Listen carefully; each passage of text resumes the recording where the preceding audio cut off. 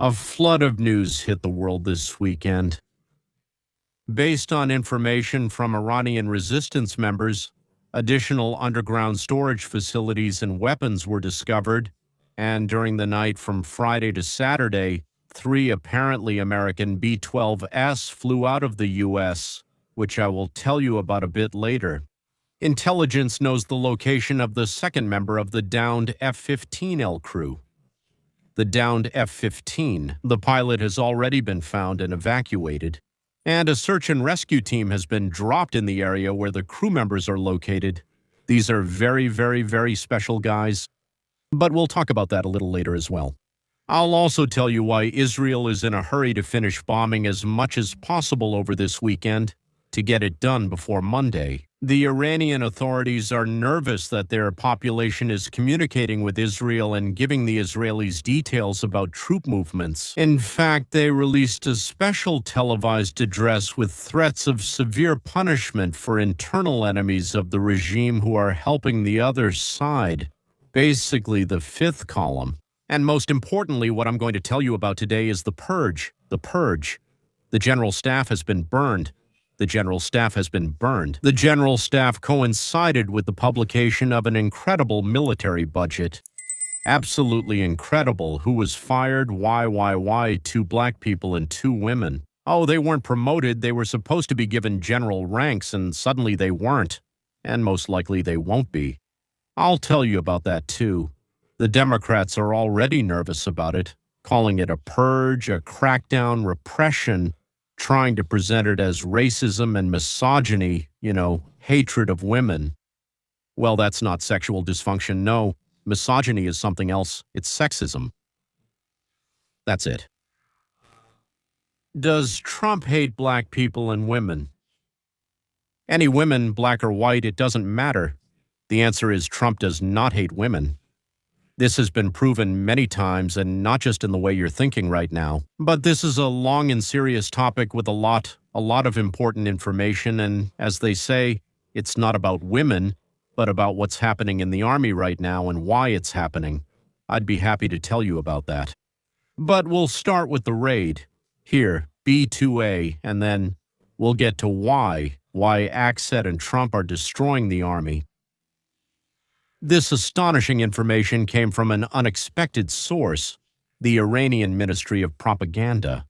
The first to report this were, the startled Native Americans. A shocking and extremely alarming message was broadcast on Iranian state television. The regime is openly warning citizens not to reveal the whereabouts of military officials and government employees who are reportedly hiding among ordinary civilians. They are using civilian areas to shield themselves. Think about that for a moment, viewers. In wartime conditions, as military pressure mounts, Iran's own state broadcaster is now forced to appeal to its people. Do not reveal where our officials are hiding. Why? Because Tehran fears that some Iranians might do exactly that. The people of Iran hate their oppressors. They wholeheartedly want the Israelis and the Americans to wipe out all the leaders of their country, their enforcers. This refers to the Revolutionary Guard Corps. Evolution, as the girl said. So, Evie. In my class, evolution. So, the Corps for the Protection of the Islamic Evolution, because most of the country's population hates the Islamic Revolution. In one of the most sensational and explosive television reports, Iranian TV host Mohammad Jafar Khosravi openly admitted the fact that officials of the Islamic Revolutionary Guard Corps are hiding in so-called safe houses, located and carefully concealed in densely populated civilian areas. His warning was extremely straightforward. Don't you dare reveal their location or else they're simply finished. This statement alone eloquently testifies to the deep anxiety that has gripped the Iranian establishment right now. Because governments usually don't issue such warnings unless they're certain that important information is leaking from within their own ranks. The message was, don't reveal our location to the enemy or we'll lose. Oh, music to the ears of Iranians. After receiving information from the Iranians about the existence of deep underground bunkers with headquarters, communications, and weapons depots, the U.S. launched apparently 3. Secondly, a bomber with 1,000-kilogram bombs. They call them 2,000-pound bombs here. Well, 2,000 pounds is basically a ton, right? Overnight. At night, several B-2 stealth bombers, at least 3 B-2 stealth bombers, took off from the United States, crossed the Atlantic Ocean, headed to the Middle East, and then bombed Iran to smithereens. We have plenty of footage of this. This is just a brief overview of the tanker planes involved, while the B-2 stealth bombers were heading to Iran to carry out the strikes. Huge explosions. This is almost certainly a targeted strike on something underground. I mean, just look at these powerful explosions. It definitely looks like they're dropping 2,000-pound bunker buster bombs designed to destroy bunkers. And then here are some more shots. More footage. You can hear the roar of planes in the air, and right there are massive explosions, just colossal explosions. You can clearly see the flashes on the mountainside, right over there. Here's another target hit, an ammunition depot in the mountains, where from Iran's point of view it was impossible to detect, let alone destroy. Watch closely.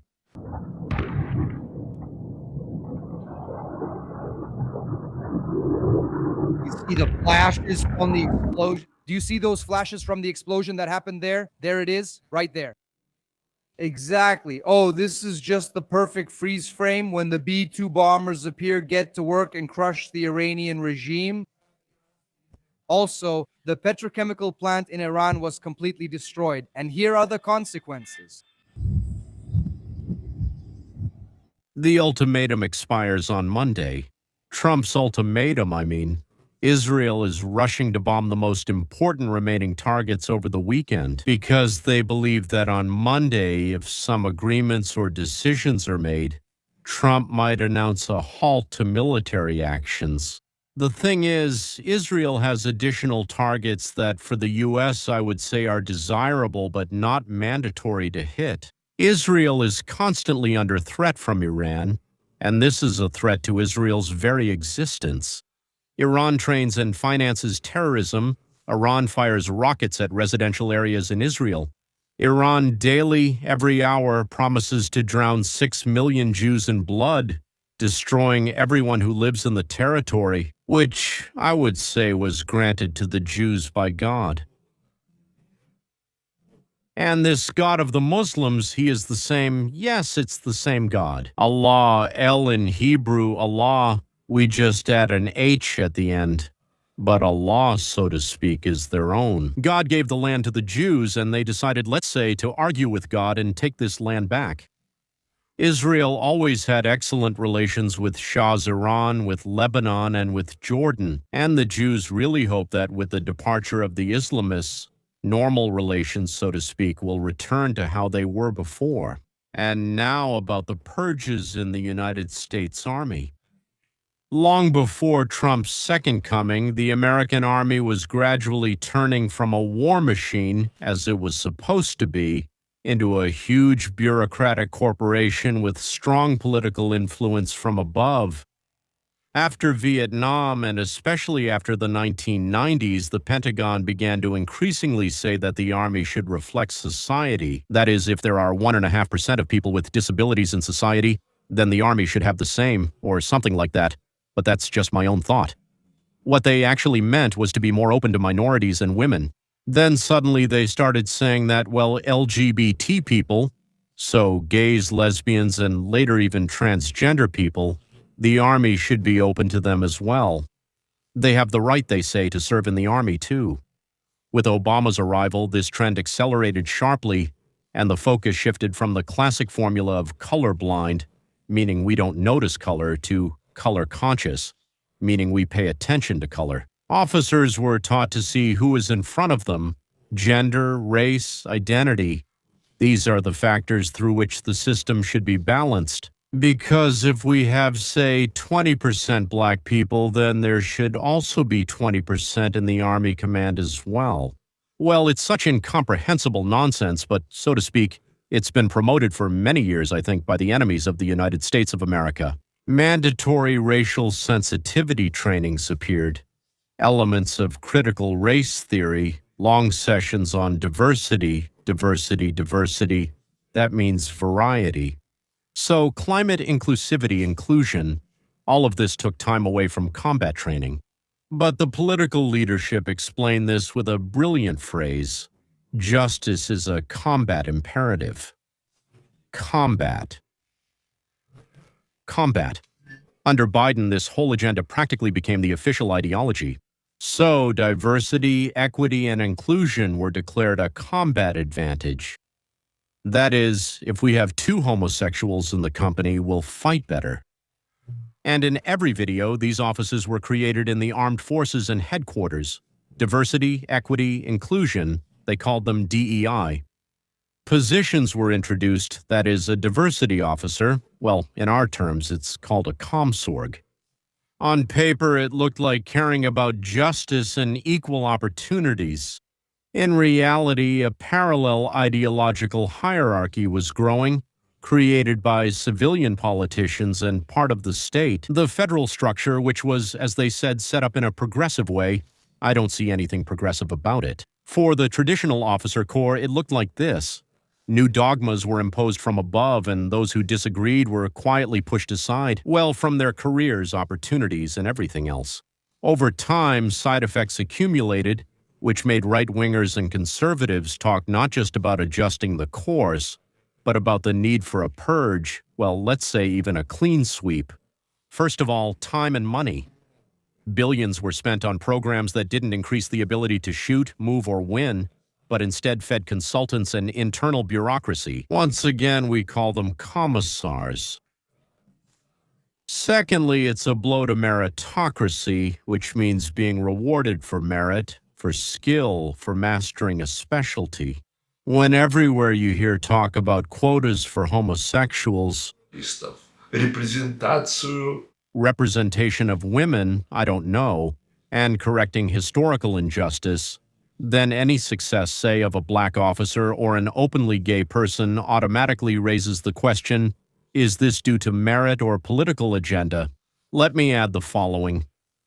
At some point when you came, say, to a hospital and they told you, choose the doctor you want, for non-Americans, to make it clear you come to a new place and they give you a list of doctors to choose from, you would look very carefully to make sure, God forbid, you didn't end up with a black doctor because maybe he's a brilliant doctor. But there was a serious risk that this person, first of all, was admitted to the institute or university, and secondly, graduated only because of the color of his skin, which is why he wasn't expelled. You were afraid, so you'd pick the Chinese doctor.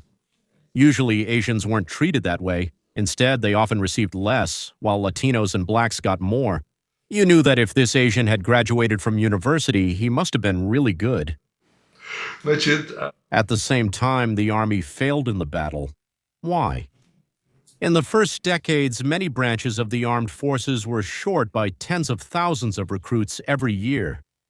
Young guys from rural areas who had always been the backbone of, let's say, the combat infantry, were watching commercials about inclusivity and unique identity stories, and they said, oh, that's not about us.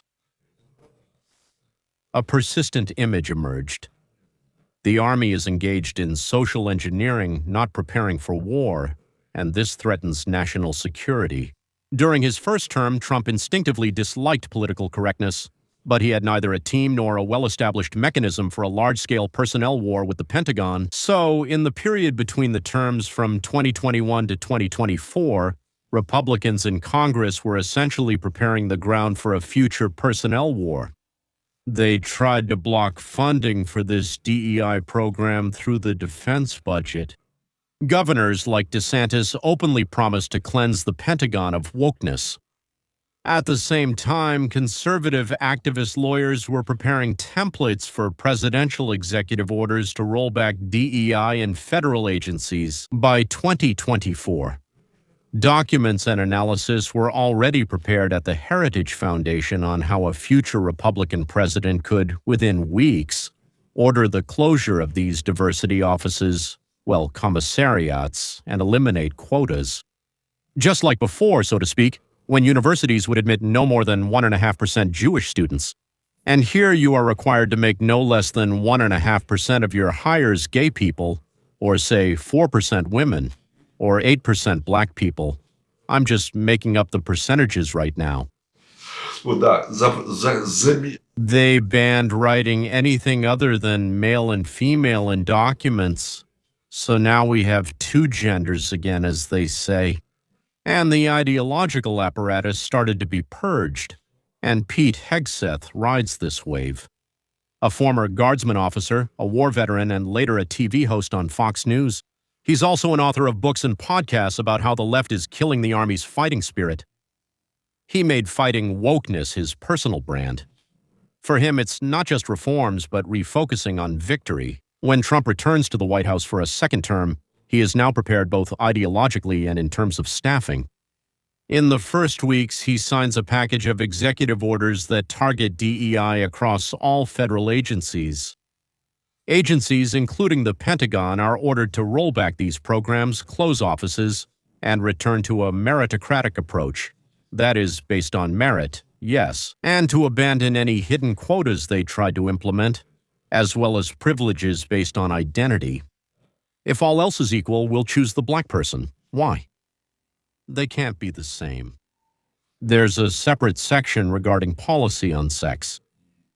Official documents and personnel policy should be based on biological sex, not, as was introduced under Biden, on self-identification. We discussed how a big grown man can say, "Today I'm a girl," and be allowed into the women's shower.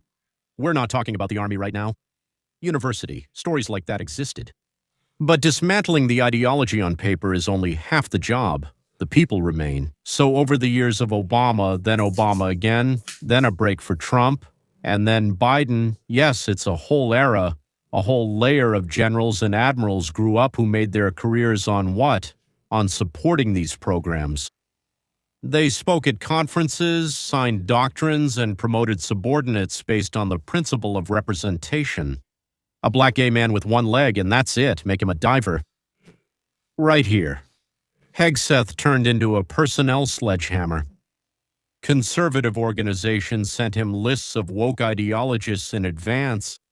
In uniform, generals, admirals, high-ranking officials, especially those who were actively and publicly associated with all that nonsense. In the letters to him, they wrote openly, "A purge in the Army is absolutely necessary." And Hegseth absolutely and completely shares this agenda. In practice, this results in a wave of dismissals and early retirements. During 2025 to 2026, under Trump, a whole group of top officers were pushed out or gently squeezed out of the system. The chairman of the Joint Chiefs of Staff, the commander of the Navy, the commander of the Coast Guard, the head of Cyber Command and the NSA, and then the Army Chief of Staff, Randy George, plus several other generals. Some of them leave of their own accord. Well, it's clear to everyone they were either asked to leave or simply not allowed to continue their careers. It became known that Hegseth crossed several promising officers off the promotion list, reportedly 2 black officers and 2 female officers who were symbols of the DI approach and publicly defended it. Well, like I told you about the doctors, right? It's the same situation. It's a very important signal sent down the pyramid, so to speak. The next generation was clearly made to understand that betting on the right ideology no longer guarantees a career, and on the contrary, it can actually ruin it. At the same time, Hegseth demands higher physical standards, especially for combat positions, insists on unified and stricter appearance requirements, and limits experiments with uniforms and appearance. Why do Trump and Hegseth need all this? In their view of the world, the Army should be preparing for real, not virtual wars. The U.S. is already involved in a major confrontation with Iran and its network of proxies. At the same time, there is ongoing competition with China. The political leadership is convinced that generals shaped by this whole diversity mindset Social justice will be too cautious and focused on consensus when it comes to making tough decisions. They'll care more about their reputation than about victory. They remember that during Trump's first term, a significant portion of the military brass resisted him through leaks, anonymous articles, and internal sabotage. Now the goal is to build a top layer of command that is both professional, aggressive in the military sense of the word, and politically loyal. Not just blindly following orders, but politically loyal. He is given a task, he completes it, period. That is, ready to carry out the White House's line without hidden opposition. Because the Army is a tool for us. Does the White House decide how to use this tool? The President of the United States of America. That's why the purge is happening right now in the midst of the war. The classical school would say, generals are replaced before or after, not during major operations. But Trump sees it differently. For him and for Hegseth, the very conflict with Iran is an argument in favor of speeding up the purge. You can't wage war when there are people at the top who think in terms of corporate inclusivity. They are total victories. These are different things. We will all fight, or we will win. Different things. That's why there are high-profile resignations, selective removals, and an atmosphere that sends a clear message to every general. Either you fit into normal Army life or you get removed. For supporters of this policy, all of this seems logical. The Army should be focused on victory, not on social experiments.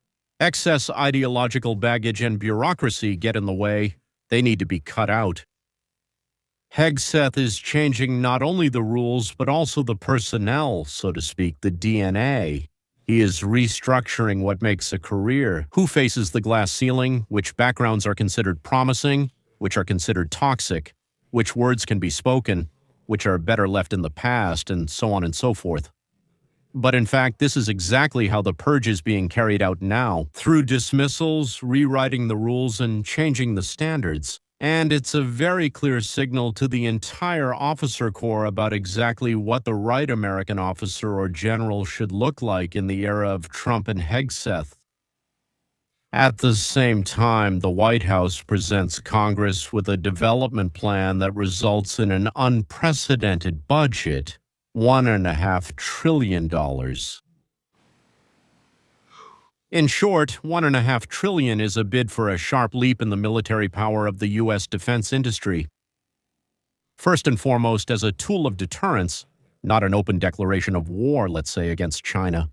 $1.5 trillion is 40, maybe even 50% more than the current level. This is the largest increase in military spending in a single decade in modern U.S. history. The focus is on increasing the number of ships, aircraft, munitions, squadrons, accelerated modernization, nuclear forces, cyber and space, drones and the like. At the same time, significant cuts to non-defense programs are being proposed. Social, education, healthcare, woke programs, agencies, and so on. In other words, the military is being prioritized over domestic programs.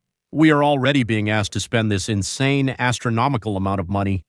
Expansion of the defense industry's production capacity, that means ammunition factories, shipbuilding, aviation. Increasing the size and combat readiness of the Navy and Air Force, especially in the Indo-Pacific region. Modernization of the nuclear triad against the backdrop of growing arsenals in Russia and China, the ambitions of Iran and Korea, meaning, what's it called, North Korea. War with China or deterrence, opponents ask. In the national defense strategy itself, China is called the most powerful state relative to the United States since the 19th century. But at the same time, the official formula is peace through strength. The emphasis is on deterrence, not confrontation. The administration declares its goal to maintain a favorable balance of power, to force Beijing to live in peace on terms favorable to Americans through military superiority, especially in the North Pacific region. The Minister of Defense says directly that a strong army and an increased budget are needed to prevent war with China or with others, and not to start it. The idea is that a war that is too costly and risky for the enemy is the best argument, not to start a conflict. For Trump, this is a signal to both allies and opponents at the same time. The U.S. is returning as the dominant military power.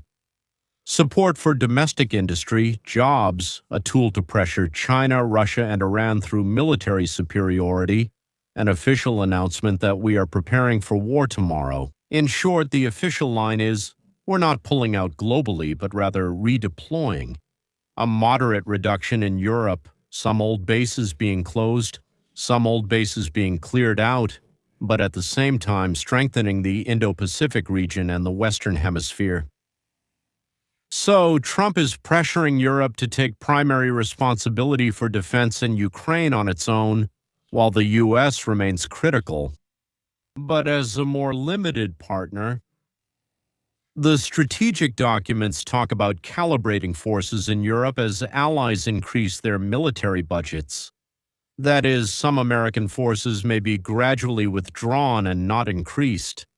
But no one, so to speak, is packing up and leaving in a hurry. In addition, Congress once set limits. It is forbidden to sharply reduce the number of troops in Europe below a certain threshold, and major facilities and bases cannot be sharply reduced either. That is, legally, there can be no quick turnaround away from Europe right now. There are discussions about targeted withdrawals or reductions of certain bases and units in Germany, Italy, and Spain, with the argument that you're not paying enough, so we're moving our forces to where they're more important to us. This is not about general demilitarization, but about redistribution. Fewer heavy forces and less permanent presence where Europeans can handle things themselves, and more in areas under pressure from China and in the broader home region. That's also an interesting concept. The Western Hemisphere, the Arctic, the Panama Canal. Where, on the contrary, are we increasing our presence? That's the Indo-Pacific region, Japan, Korea, Taiwan, the Philippines, Guam. A key priority is redirecting the fleet and aviation there, and a significant part of the budget increase will go there. The new strategy for the Western Hemisphere actually declares all of America, America meaning the United States, and in general, our America, as our extended homeland, with increased presence near the Panama Canal, in the Arctic, and in the Caribbean basin. In Europe, the Middle East, and Korea, the United States remains, but with an emphasis on allies contributing their own forces and spending more. As an additional strike force, a force multiplier, not the main burden bearer. Of course, the Democrats are criticizing, complaining, and so on. Senator Jack Rill said that this is not a serious budget. Senator Patty Murray said that this is a morally bankrupt story. So the Democrats in Congress generally say that this is bloated, unrealistic, and turns priorities upside down. What does that mean? It means that the Democratic Party survives by giving handouts to different groups of the population, and Trump is trying to cut those handouts, but at the same time increase the military. In other words, he says we'll place more orders, more jobs will be created, but as for those you're giving handouts to, sorry, we can't do that anymore. So he's raising the defense budget by about 40 to 42% compared to what it is now. And at the same time, he proposes to cut civilian spending by about 10%. Right, and all this is under the slogan, peace through strength. According to media reports, the Democrats say that in this form, the priorities are turned upside down. Military and war spending go up, while social programs and domestic investments go down. But at the same time, they say there is no clear plan to reform the Pentagon itself. So the meaning is formed like this. This is an inflated budget. It's not realistic in terms of the deficit, and it gives too much to the Pentagon and too little to domestic issues. Well, our social programs at home, which is actually what the Democrats build their platform on. There are several lessons we've learned from the war that's currently going on in Iran. First, it's very important that our bases on territories belonging to our partners can be close to us at any moment. This easily explains Trump's desire to own Greenland rather than just being a tenant there. Second, only a force that greatly exceeds any opponent gives the ability to prevent wars. Trump's position has now been shown to the whole world. Superior force can, in less than 4 weeks, practically destroy all of an enemy's armed forces.